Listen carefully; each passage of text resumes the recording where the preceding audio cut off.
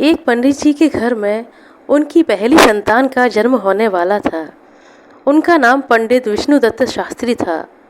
पंडित जी ज्योतिष के प्रकांड विद्वान थे और उन्होंने दाई से कहा कि जैसे ही बालक का जन्म हो, नींबू प्रसूति कक्ष से बाहर लुढ़का देना। बालक जन्मा लेकिन बालक रोया नहीं, तो दाई ने हल्की सी चपत उसके तलवों में दी और उसकी पीठ को मला। अंततः बालक रोया। दाई ने नींबू बाहर लुढ़काया और बच्चे की नाल आदि काटने की प्रक्रिया में व्यस्त हो गई। उधर पंडित जी ने गणना की तो उन्होंने पाया कि बालक की कुंडली में पितृहंता योग है, अर्थात उनके ही पुत्र के हाथों से उनकी मृत्यु का योग है। पंडित जी शोक में डूब गए और अपने पुत्र को इस लांछन से बचाने के लिए बिना कुछ कहे बताए घर छोड़कर चले गए। 16 साल बीते, बालक अपने पिता के विषय में पूछता, लेकिन बेचारे पंडिताइन उसके जन्म की घटना के विषय में सब कुछ बताकर चुप हो जाती, क्योंकि इससे ज़्यादा पंडिताइन को कुछ पता ही नहीं था। अस्तु पंडित जी का बेटा अपने पिता के पग चिन्हों पर चलता हुआ एक प्रकांड ज्योतिषी बना। उसी वर्ष राज्य में वर्षा नहीं हुई।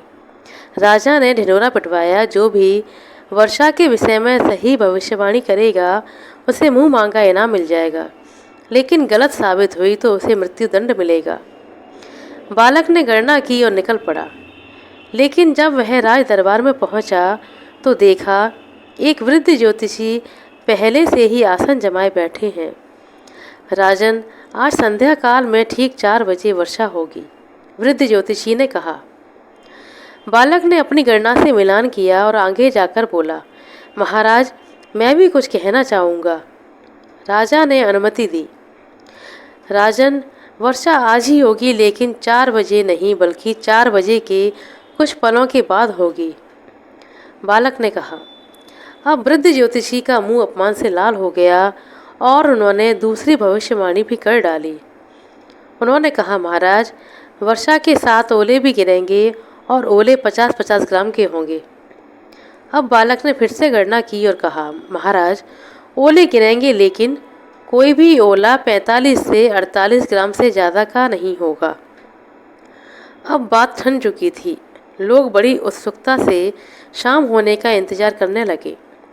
3:30 बजे तक आसमान पर बादल का एक भी कतरा नहीं दिख रहा था, लेकिन अगले 20 मिनट में क्षितिज से मानो बादलों की सेना उमड़ पड़ी हो। अंधेरा सा छा गया और बिजली कड़कने लगी, लेकिन 4 बजने पर भी पानी की एक बूंद नहीं गिरी। जैसे ही 4:02 हुए, मूसलाधार बारिश होने लगी। वृद्ध ज्योतिषी ने सिर झुका लिया। आधे घंटे की बारिश के बाद ओले गिरना शुरू हुए। राजा ने ओले मंगवाकर तुलवाए। कोई भी ओला 50 ग्राम का नहीं निकला।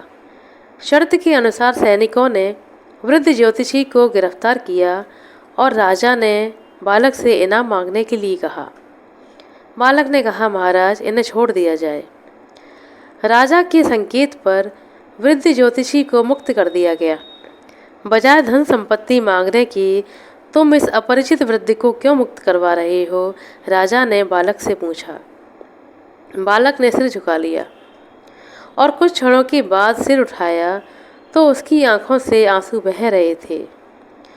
थोड़ी देर बाद वह बोला, क्योंकि ये मेरे पिता हैं और ये 16 साल पहले मुझे छोड़कर घर से चले गए थे।